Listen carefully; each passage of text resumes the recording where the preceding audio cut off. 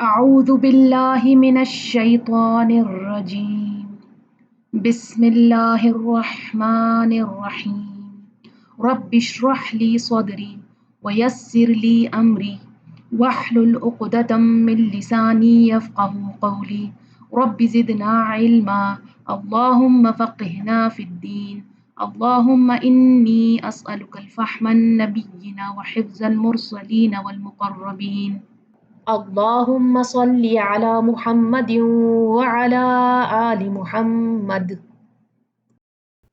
السلام علیکم ورحمۃ اللہ وبرکاتہ۔ آج ہم آیت نمبر 230 اور اس کے آگے پڑھیں گے۔ پچھلے 3 لیسنز میں ہم طلاق کے بارے میں پڑھ چکے ہیں، نکاح اور رجوع کے بارے میں پڑھ چکے ہیں، اور ان آیتوں میں ہم مزید طلاق کے بارے میں احکامات پڑھیں گے انشاءاللہ۔ جن لوگوں کے پچھلے لیسنز چھوٹ گئے ہیں وہ ضرور دیکھ لیں، کیونکہ ان آیتوں کو سمجھنے کے لیے پچھلے لیسنز کا نالج ہونا ضروری ہے۔ پچھلے لیسن میں ہم نے پڑھا الطلاق مرتان، طلاق 2 بار ہے، فامسکم بمعروف، پھر روک لینا ہے بھلے طریقے سے، او تسریح باحسان، یا رخصت کر دینا ہے ساتھ احسان کے۔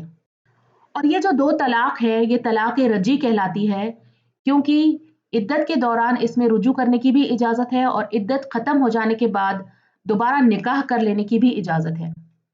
لیکن یہ جو تیسری طلاق ہے جس کے بارے میں ہم اس آیت میں پڑھیں گے، اس کے بعد نہ رجوع ہو سکتا ہے نہ نکاح ہو سکتا ہے دوبارہ، اور اس طلاق کو طلاق بین کہتے ہیں۔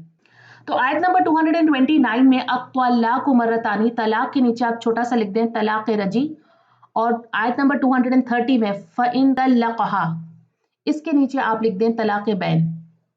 تو پچھلے لیسن میں ہم نے پڑھا تھا کہ اگر ایک شخص اپنی بیوی کو طلاق دیتا ہے تو وہ 3 حیض تک، 3 قروءوں تک اپنے ہسبینڈ کے گھر میں عدت پالے گی، اور اس دوران اگر مرد چاہے تو اس سے رجوع کر لے، اور اگر چاہے تو عدت ختم ہونے کے بعد اسے گھر سے جانے دے۔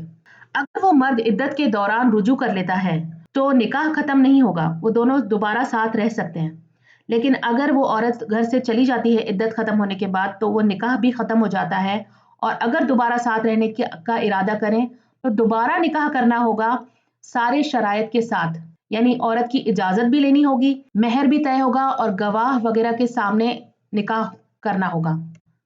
اور اس طرح سے طلاق صرف 2 بار دی جا سکتی ہے۔ اس کے بعد اگر طلاق دی گئی تو پھر نہ رجوع کیا جا سکتا ہے نہ دوبارہ نکاح ہو سکتا ہے۔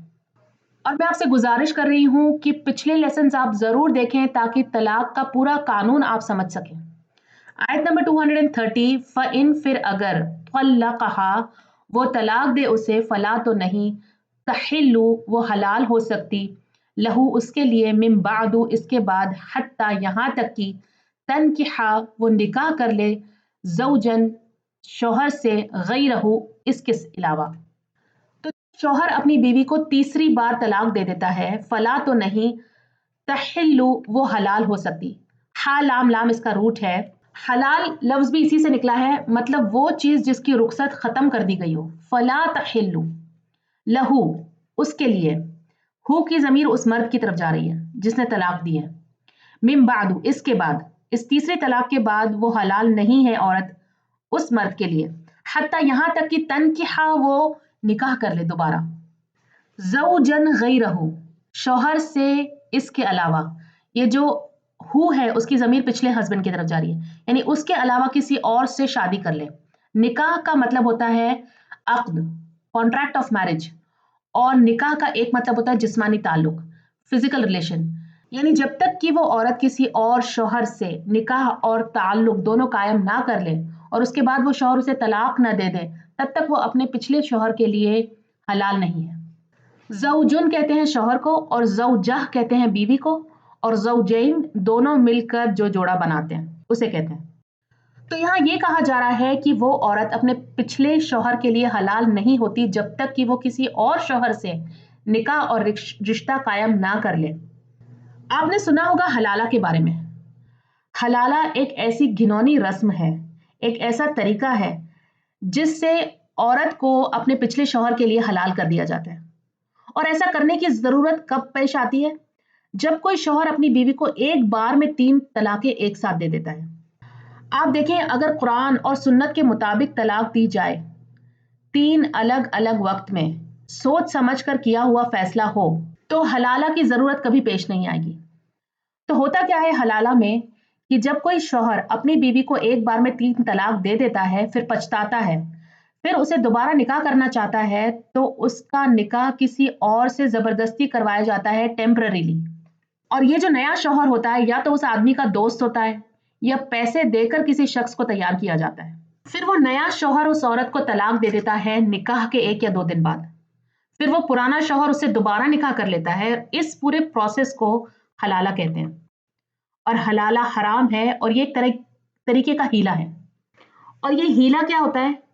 हीला होता है अपने मन मुताबिक कोई ऐसा काम करना जो अल्लाह के हुक्म के खिलाफ हो, लेकिन उसको ऐसे ढंग से करना, ऐसे तरीके से करना कि वो लगे कि वो अल्लाह के हुक्म के मुताबिक है। और हीला के बारे में हम पहले भी पढ़ चुके हैं कुरान मजीद में, सूरह बकरा में, बनी इसराइल के सब्त के किस्से में। याद है आपको? बनी इसराइल को सैटरडे के दिन मछली पकड़ने से मना किया गया था, लेकिन उन्होंने एक चालाकी चली और वो फ्राइडे के दिन जाल बिछाते थे और संडे के दिन वो इस जाल को निकाल देते थे। और बज़ाहिर तो ऐसा लगता था कि सैटरडे के दिन उन्होंने कुछ नहीं किया, लेकिन वो सारी मछलियां उन्होंने असल में सैटरडे को ही पकड़ी होती है। और इस अमल के नतीजे में अल्लाह ने उन्हें बंदर बना दिया था और उन्हें उनके इस अमल को इबरत और सबक बना दिया था बाकी लोगों के लिए। अब हम देखते हैं कि हलाला के नुकसान क्या है, कितनी ज्यादती होती है औरत के साथ। इसमें औरत की मर्जी शामिल नहीं होती, उसका निकाह इसकी इजाजत के बगैर कर दिया जाता है। औरत मजबूरन ऐसा करती है अपने बच्चों के खातिर या और किसी मजबूरी की खातिर। औरत को कोई मेहर भी नहीं दिया जाता, ना अपने नए शौहर से और ना ही अपने पुराने शौहर से जब वो दोबारा निकाह करता है, जबकि ये उसका इस्लाम के कानून के मुताबिक हक है।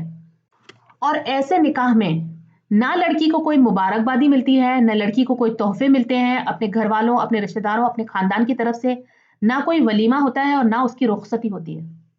आम निकाह लड़की के लिए खुशी का बायस होता है, लेकिन ये निकाह लड़की के लिए खुशी की बात नहीं होती, बल्कि दुख और तकलीफ है, क्योंकि वो एक ऐसे मर्द के साथ बगैर अपनी मर्जी के रिश्ता कायम करेगी। और ये सारे जुल्म लड़की बर्दाश्त करती है, इसके बावजूद कि गलती उसकी नहीं, उसके पिछले शौहर की थी कि उसने 3 तलाकें एक साथ दी। लड़की अभी तक अपने पिछले तलाक के सदमे से निकली नहीं होती और उसे दूसरी शादी और दूसरा तलाक सहन करना होता है। फिर निकाह की शरायतों में से है कि उसका कोई गवाह हो, वली हो, उसके लिए महर तय किया जाए, लेकिन ये सब कुछ नहीं होता। एक औरत नबी सल्लल्लाहु अलैहि वसल्लम के पास आई और कहने लगी कि मेरे पिछले शौहर ने मुझे 3 तलाकें दे दी हैं। फिर मैंने दूसरे आदमी से निकाह कर लिया और उसने मुझे उसी दिन तलाक दे दी, बगैर कोई रिश्ता कायम किए। क्या मैं अपने पहले शौहर के लिए हलाल हो गई हूँ?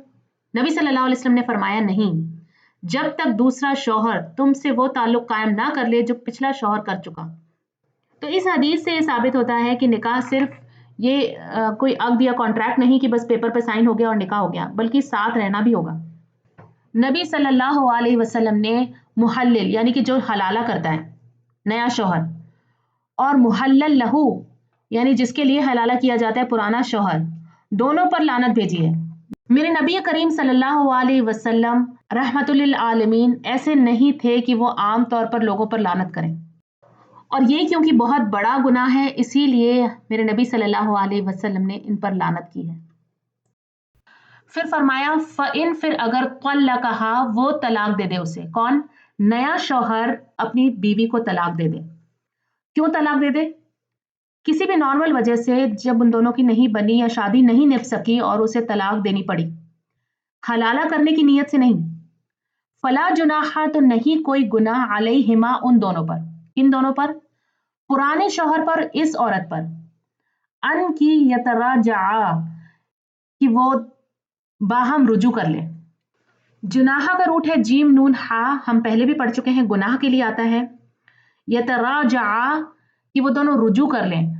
रा जीम आइन इसका रूट है रुजू कर लेना, निकाह वापस कर लेना, दोबारा मिल जाए, मतलब कि लौट आए, वापस आना।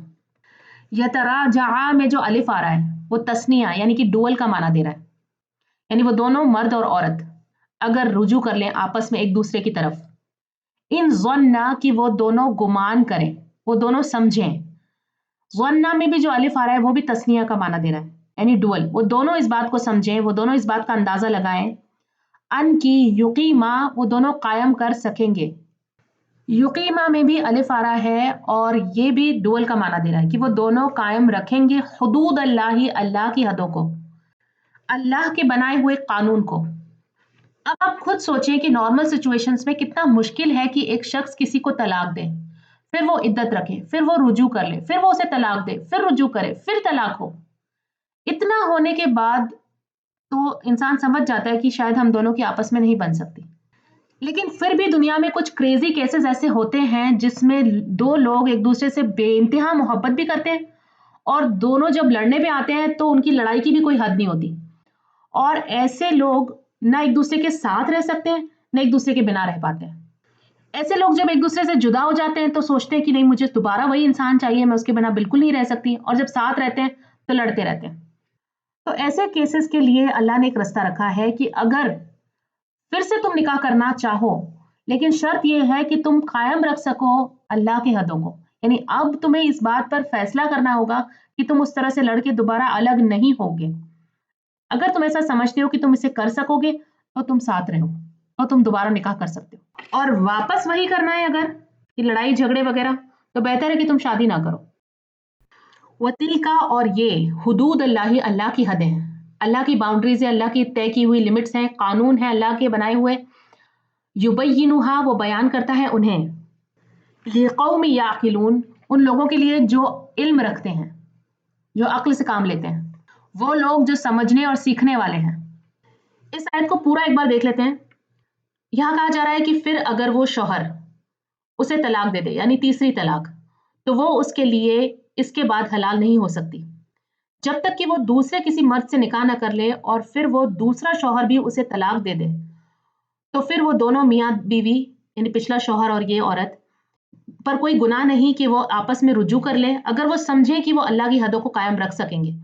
और ये अल्लाह की हदें हैं जिन्हें वो लोगों के लिए बयान करता है जो इल्म रखते हैं। आयत नंबर 231, व इदा, और जब, तल्लक़तुम, तुम तलाक दे दो, अन्निसा, औरतों को, फबलगना, फिर वो पहुंच जाएं, तो वो पहुंचे, अजलहुन्ना, अपनी मुद्दत को। फबलगना, बा लाम गैन इसका रूट है, किसी मकाम, किसी मंजिल या किसी हद तक पहुंचना। जब वो औरतें अपनी इद्दत, वेटिंग पीरियड की हद तक पहुंच जाएं। फअमसिकुहुन्ना, तो रोक लो उन्हें, मीम सीन काफ इसका रूट है। अमसका युमसिकु, इमसाक, पकड़ना, कब्जे में रखना, अपने साथ संभाल कर रखना। ये सब कुछ हम पहले पढ़ चुके हैं। बिमारूफिन, भले तरीके से, अच्छे तरीके से, शरीयत के मुताबिक, एक्सेप्टेबल मैनर्स, नेकी और इज्जत के साथ। औ सर्रिहुन्ना, या रुखसत कर दो उन्हें, जाने दो उन्हें, आजाद कर देना, आसानी से जाने देना, रस्सी खोल देना। सर्रहा युसर्रिहु तसरीहन, बिमारूफिन, साथ भले तरीके के। इस बार अल्लाह ने यहाँ पर एहसान नहीं कहा बल्कि मारूफ कहा, मारूफ तरीके से।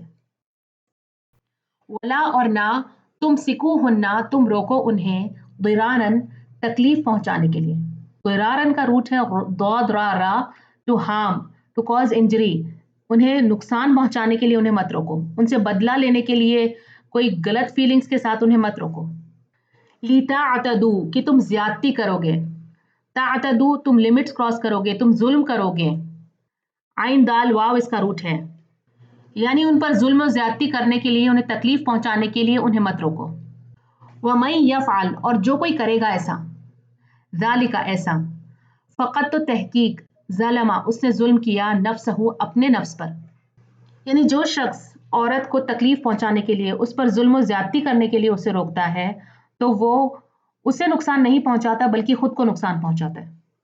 एक हदीस में आता है कि जब कोई शख्स किसी को नुकसान पहुंचाता है तो अल्लाह उसको नुकसान पहुंचाता है, और जो किसी को मुश्किल में डालता है तो अल्लाह उसको मुश्किल में डाल देता है। जो शख्स दूसरों के साथ बुरा करता है, असल में वो अपने आप के लिए अल्लाह का गुस्सा और नुकसान कमा रहा होता है। कुरान मजीद में सूरतुल इसरा आयत नंबर 7 में भी अल्लाह सुब्हान तआला फरमाते हैं कि अगर तुम नेकी करते हो तो अपने लिए करते हो, और अगर तुम बुराई करते हो तो अपने ही खिलाफ करते हो। जो दूसरों को दुख देता है, असल में वो अपने लिए अल्लाह का अजाब बुलाता है। असल में नेकी और नरम रवैया दूसरों के लिए नहीं, अपने आप के लिए रहमत बनते हैं। जो नुकसान पहुंचाता है, अल्लाह उसे नुकसान पहुंचाता है।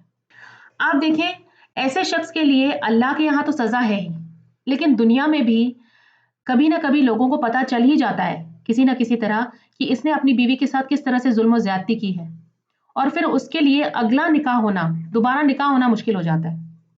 यहाँ पे आप एक और बात नोटिस करें कि अल्लाह ने सिर्फ हुक्म नहीं दिए कि स्टेप 1 ये है तलाक का, स्टेप 2 ये है, स्टेप 3 ये है, बस ये कर लो, ये मत करो, ये हराम ये हलाल है, बल्कि एक एक आयत में बहुत डिटेल में बताया है कि क्या कर सकते हो और क्या नहीं कर सकते, क्या अल्लाह की हदें हैं। ये रिलेशनशिप्स बहुत ज़्यादा कॉम्प्लेक्स होते हैं, इसमें बहुत से इमोशंस फीलिंग्स इन्वॉल्व होती है, हर एक के साथ इंसाफ का मामला हो ये चाहता है अल्लाह, तो इतने डिटेल में हर एक चीज़ समझाई गई है। फरमाया वला तत्तखिज़ू, और ना तुम बनाओ आयातिल्लाही, अल्लाह की आयतों को, हुज़ुवन, मजाक। अल्लाह की आयतें क्या है? ये सारे अहकाम जो कुरान मजीद में हमें दिए गए हैं, उनको तुम मजाक मत बनाओ। हो सकता है कि एक शख्स अपनी बीवी को तलाक दे दे, फिर उसे रोक ले, फिर उसे तलाक दे दे, फिर उसे रोक ले, फिर तलाक दे दे। उसका इरादा उसे ठीक से रखने का कभी था ही नहीं, बस वो उसे तड़पा तड़पा के डिवोर्स देना चाहता था। लेकिन लोगों के सामने तो वो कर रहा है जो उसके लिए हलाल है, लेकिन अल्लाह तो जानता है कि तुम्हारी नीयत, तुम्हारा इरादा क्या है इसके पीछे। तो ये है अल्लाह की आयतों को मजाक बनाना या हलाला करना, ये भी अल्लाह की आयतों को मजाक बनाना है। इसके अलावा भी कुछ मजाक होते हैं जो हम करते हैं रोजमर्रा की जिंदगी में, जिसे हम मामूली समझते हैं, जोक्स। लेकिन कुछ मामले बहुत संजीदा होते हैं, उनका एक मर्तबा होता है, एक रुतबा होता है, उन चीजों का कभी मजाक नहीं बनाना चाहिए। जैसे एक्स्ट्रा मैरिटल अफेयर्स के बारे में जोक्स करना, या होमोसेक्सुअलिटी के बारे में जोक्स करना, या किसी के कैरेक्टर पर मजाक में उंगली उठाना, ये सारे बहुत बड़े गुनाह हैं अल्लाह की नजरों में। आप देखें, ये एक स्ट्रैटेजी है, एक बहुत चालाक तरीका है। अगर कोई चीज सोसाइटी में एक्सेप्टेबल बनानी है तो उस पर कॉमेडी शोज बनाए जाते हैं, उसको मजाक का टॉपिक बनाया जाता है। आजकल आप देखें, कोई भी मुकद्दस चीज का मजाक बना दिया जाता है आसानी से, दीन का, अल्लाह का, रसूलुल्लाह सल्लल्लाहु अलैहि वसल्लम का, या बाकी रसूलों का, या कुरान मजीद का, या अल्लाह के फरिश्तों का, या जहन्नम का, या जन्नत का, या इबादत के तरीकों का मजाक बना दिया जाता है। और होता ये है कि धीरे धीरे ऐसी चीज़ों की फिर इज्जत, अदब, एहतराम का जज्बा सोसाइटी से ख़त्म होने लगता है, और उन चीज़ों का मकाम दिल से कम होने लगता है। होता यह है कि पहले तो लोग समझते हैं कि ये तो सिर्फ मजाक है, उस पर हंस देते हैं, तालियां बजा देते हैं, और फिर समझते हैं कि ये तो सब नॉर्मल बात है। लेकिन असल में ऐसे मजाक दिल से अदब निकाल देते हैं, अल्लाह की कदर, रसूलों की कदर, शुक्र और तहजीब खत्म हो जाती है। फिर धीरे धीरे सोसाइटी में ऐसा रवैया मकबूल और एक्सेप्टेबल बन जाता है। फिर आप देखें, सेक्सुअलिटी पर जोक, होमोसेक्सुअलिटी पर जोक्स, धीरे धीरे वो चीज़ें आपके बिहेवियर में आ जाती हैं और फिर सोसाइटी में वो एक्सेप्टेबल हो जाती हैं।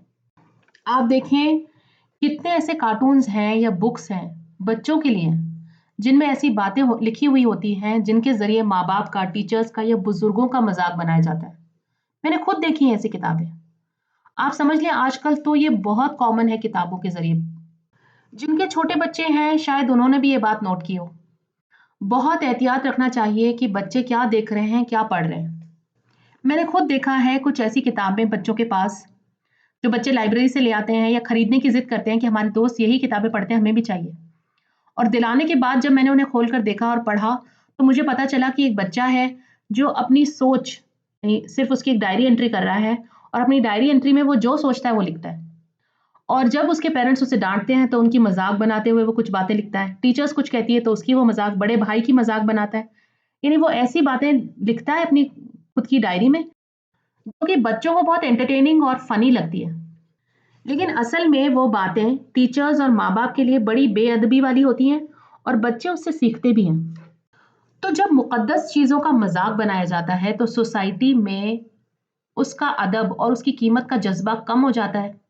फिर लोग बुराई को भी हंसकर कबूल कर लेते हैं, और वही चीज़ सोसाइटी में एक्सेप्टेबल बन जाती है। आम तौर पर भी ये कहा जा रहा है कि अल्लाह की आयतों का मजाक मत बनाओ, और ख़ास तौर पर यहाँ पे तलाक की बात हो रही थी। तो तलाक और निकाह ये ऐसे लफ्ज़ हैं जिनको मजाक में मत इस्तेमाल करो। रसूलुल्लाह सल्लल्लाहु अलैहि वसल्लम ने फरमाया कि 3 चीज़ें ऐसी हैं जिनके बारे में अगर मजाक में भी कही जाए تو وہ صحیح ہو جاتی ہے۔ اور شریعت کے نزدیک وہ عمل سچا اور قانونی طور پر عمل میں آ جاتا ہے۔ اور وہ 3 چیزیں کون سی ہیں؟ نکاح، طلاق اور رجوع۔ یعنی اگر یہ 3 لفظ، یعنی 3 چیزیں مذاق میں بھی کی جائے تو وہ سچی مانی جائے گی۔ جیسے اگر کسی شخص نے اپنی بیوی سے مذاق میں کہا کہ کتنی گندی چائے بنائی ہے، جاؤ میں تمہیں طلاق دیتا ہوں، تو یہ طلاق ہو گیا ہے۔ آپ مذاق میں ایسا نہیں کہہ سکتے۔ مذاق میں دی ہوئی طلاق ہو جاتی ہے۔ یا کسی آدمی نے کسی عورت سے کہا کہ مجھ سے شادی کرو گی، اور اس نے ہنس کر کہا ہاں ضرور، تو اس کا مطلب ان کا نکاح ہو گیا ہے۔ یہ صحیح ہے کہ نکاح کے معاملے میں کچھ شرائط ہیں، جیسے مہر ہونا چاہیے، گواہ ہونے چاہیے، لیکن مہر تو بعد میں بھی طے ہو سکتا ہے۔ اللہ کی نظروں میں یہ بڑے لفظ ہیں، اگر تم نے استعمال کر دیے مذاق میں بھی تو وہ صحیح مانے جائیں گے۔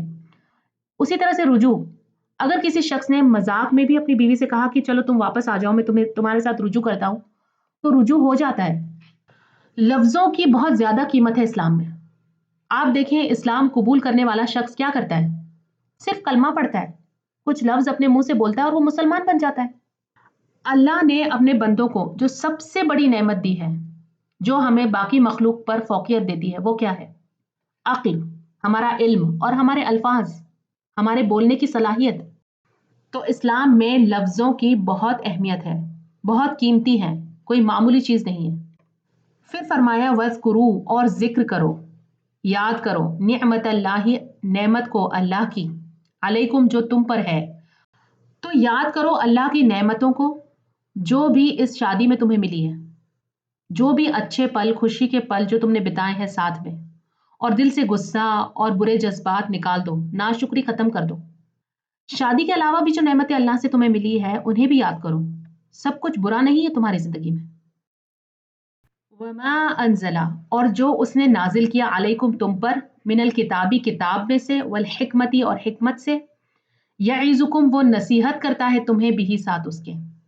سب سے بڑی نعمت جو اللہ نے بندوں کو دی ہے وہ ہے دین اسلام کی نعمت، اس کے رسول اور اس کی کتابیں۔ کتاب سے یہاں معنی ہے قرآن، انجیل اور دوسری ساری کتابیں جس کے ذریعے اللہ رہنمائی کرتا ہے، اور کتاب سے معنی ہے اللہ کا قانون۔ یہ سارے قوانین جو ہم نے پڑھے نکاح اور طلاق کے بارے میں، اور بھی سارے قوانین جو ہم کتابوں میں پڑھتے ہیں، تو اس سب کی طرف اشارہ ہے۔ تو اس کے ذریعے اللہ تمہیں نصیحت دیتا ہے، والحکمت، اور تمہارے وزڈم کے ذریعے، رسول اللہ صلی اللہ علیہ وسلم کی سنت کے ذریعے۔ سورۃ آل عمران آیت نمبر 164 میں بھی اللہ سبحانہ تعالیٰ فرماتے ہیں کہ یقیناً اللہ نے مومنوں پر بڑا احسان کیا ہے کہ ان میں سے ایک رسول اٹھایا، انہی میں سے، یعنی نبی صلی اللہ علیہ وسلم کو بھیجا اللہ کی طرف سے۔ یہ بڑی نعمت ہے جو ہدایت ہے، علم ہے، تزکیہ کا ذریعہ ہے۔ سورہ المائدہ آیت نمبر 3 میں بھی اللہ سبحانہ و تعالیٰ فرماتے ہیں آج کے دن میں نے تمہارے لیے تمہارے دین کو مکمل کر دیا اور اپنی نعمت تم پر پوری کر دی، اور تمہارے لیے اسلام کو دین پسند کیا ہے۔ یعنی دین اسلام اللہ کی بہت بڑی نعمت ہے۔ اب آپ سوچیں کہ کیا ہم اللہ کی دی ہوئی نعمتوں کو سچ مچ نعمت سمجھتے ہیں؟ یہ ہم پر اللہ کا احسان ہے، یہ رحمتیں ہیں، یہ فیورز ہیں اللہ کے۔ ہم اچھی اولاد کو نعمت سمجھتے ہیں، ہم اچھے گھر کو نعمت سمجھتے ہیں، مال و دولت کو نعمت سمجھتے ہیں، ہم اچھی جاب کو بھی نعمت سمجھتے ہیں، لیکن ہم اللہ کے دین کو نعمت نہیں سمجھتے ہیں۔ کیوں؟ کیونکہ اگر ہم اسے نعمت سمجھتے تو اس کے علم سے خود کو اور اپنے بچوں کو محروم نہیں رکھتے۔ آپ دیکھیں قرآن کے ہر ایک حرف کو، ہر ایک الفابیٹ کو پڑھنے پر کتنا اجر ہے پتہ ہے؟ 10 نیکی کا اجر ہے، صرف ایک الفابیٹ۔ یعنی جیسے اگر ہم یہاں پہ پڑھیں اس آیت میں، تو واو ایک الفابیٹ ہے، لا ایک الفابیٹ ہے، ولا تتخذوا، تا تا خا ذال واو، یہ سارے ایک ایک الفابیٹس ہیں، ان سب پر 10 نیکیاں ہیں۔ اب یہ ایک نیکی کیا ہے ہمیں نہیں پتا، اس کا کیسے اللہ حساب کرے گا، ایک نیکی کے بدلے اللہ ہمیں کیا دے گا، اس کے پاس تو خزانے ہیں بے شمار، ہم اس کا حساب نہیں لگا سکتے۔ اچھا، صرف سمجھنے کے لیے دنیاوی لحاظ سے اگر ہم ایک نیکی کی قیمت 1 روپیہ لگائیں، یہ صرف مثال کے طور پہ میں آپ کو بتا رہی ہوں، کیونکہ ہمارا ذہن اتنا چھوٹا ہے، ہماری سوچ اتنی چھوٹی ہے کہ پیسے کے علاوہ کسی اور چیز کی تو قیمت ہم سمجھ نہیں سکتے۔ تو اللہ کے یہاں تو نہ جانے کتنی زیادہ قیمت ہوگی اس نیکی کی، लेकिन यहाँ हम समझने के लिए एक नेकी की कीमत 1 रुपया लगाते हैं। तो वला के अंदर वाव की कीमत हो गई 10 रुपया और लाम की कीमत हो गई 10 रुपया और अलिफ की हो गई 10 रुपया। तो इसी हिसाब से अगर आप देखें तो इस आयत में अगर 50 हर्फ हैं, 50 से तो ज़्यादा ही हैं इस आयत के इस टुकड़े में सिर्फ, तो मान लीजिए इस आयत को पढ़ने के आपको 500 रुपये मिल गए और इस आयत को पढ़ने में 1 मिनट भी नहीं लगा। और मान लीजिए कि अगर आप कुरान मजीद को 1 घंटा पढ़ते हैं तो 1 घंटे में 60 मिनट हुए और हर 1 मिनट पे 500 रुपये, यानी 30,000 रुपये सिर्फ 1 घंटा कुरान मजीद पढ़ने का। तो अब आप सोचें कि क्या आप कभी कुरान मजीद पढ़ना बंद करेंगे अगर आपको 1 घंटे के 30,000 रुपये कोई दे? तो यहाँ इस आयत में ये कहा जा रहा है कि याद करो अल्लाह की नेमतों को। अभी तो निकाह और तलाक की बात हो रही थी, अचानक यहाँ नेमतों की बात कहाँ से आ गई? क्योंकि इन रिश्तों में अगर अल्लाह की रहनुमाई मिलती रहे कुरान के जरिए, रसूलों के जरिए, तो जिंदगी अच्छे तरीके से गुजरती है। आप देखें, क्या हम में से कोई अल्लाह के इन अहकामों को जानता भी है? कुरान पढ़ने से पहले क्या हमें पता था कि तलाक इस तरह से दी जाती है, निकाह इस तरह से किया जाता है, इद्दत इस तरह से रखी जाती है? मैंने तो आज तक कोई भी ऐसा मुसलमान जोड़ा नहीं देखा जिसने डिवोर्स के मामले में इन सारे तरीकों को फॉलो किया हो। 3 तलाक के बारे में तो बहुत सुना है, हलाला के बारे में भी सुना है, लेकिन ये अफसोस है कि हम सब खुद को मोमिन कहते हैं लेकिन हमें पता भी नहीं कि अल्लाह कुरान में क्या फरमाता है। और जैसे कि मैंने आपको अभी बताया कि किताब का एक माना कानून भी होता है, तो यानी ये सारे कानून हैं निकाह और तलाक के, और ये विजडम है, ये अल्लाह की हिकमत है और इसके ज़रिए अल्लाह हमें नसीहत करता है। हमने असल में दीन को सिर्फ नमाज, रोज़े, हलाल, हराम, क्या खाना है, क्या नहीं खाना, यहीं तक महदूद कर दिया है। हमारे लिए दीन क्या है? नमाज पढ़ना, मस्जिद तक जाना, रमज़ान, ईद, ये दीन है। लेकिन असल में दीन पूरी ज़िंदगी का निज़ाम है। किस तरह से निकाह करना है, किस तरह से रिश्तेदारी निभानी है, दोस्तों के क्या हुकूक हैं, पड़ोसियों के क्या हुकूक है, इंसान के साथ क्या रवैया करना है, बहुत से ऐसे अहकाम हैं इसमें जो शामिल हैं। दीन का बहुत बड़ा हिस्सा हमने बस छोड़ दिया है। ना हमें पता है, ना हम पता करने की कोशिश करते हैं, और कोई बताए भी तो उस पर अमल नहीं करते। कहते हैं नहीं, ये तो किसी और फिरके का तरीका होगा, हमारा तो नहीं है, क्योंकि इल्म ही नहीं है, क्योंकि कुरान पढ़ा ही नहीं। ये किसी फिरके का तरीका नहीं, ये कुरान का तरीका है, ये अल्लाह का तरीका है। वत्तकुल्लाह, और डरो अल्लाह से। कितनी बार हम पढ़ चुके हैं अल्लाह से डरने का हुक्म। वअलमू, और जान लो, अन्नल्लाह, बेशक अल्लाह ताला, बिकुल्ली, साथ हर शैइन, चीज के, अलीमुन, जानने वाला है। शैतान का सबसे बड़ा वार, सबसे बड़ा टारगेट क्या है? घरों का बिगाड़, शौहर बीवी के बीच की लड़ाई, उसका सबसे बड़ा मकसद है और सबसे बड़ी सक्सेस है। क्योंकि अगर घरों में बिगाड़ हो जाता है तो पूरी सोसाइटी में बिगाड़ हो जाता है, सब कुछ बिगड़ जाता है, बच्चों की परवरिश और बहुत नुकसान होते हैं। और शैतान ही नहीं, अगर कोई शख्स, अगर कोई इंसान भी ऐसा करता है, मियाँ बीवी में झगड़ा करवाता है, उनके बीच की ताल्लुकात को ख़राब करता है, उनके बीच के ताल्लुकात को तोड़ने की कोशिश करता है, तो ये शैतानी अमल है, बहुत बड़ा गुनाह है। तो बार बार अल्लाह सुब्हानहू तआला फरमाते हैं वत्तकुल्लाह, और डरो अल्लाह से। हर एक से कहा जा रहा है, ए ईमान वालों, अल्लाह से डरते रहो, हर काम में, हर अमल में अल्लाह से डरते रहो।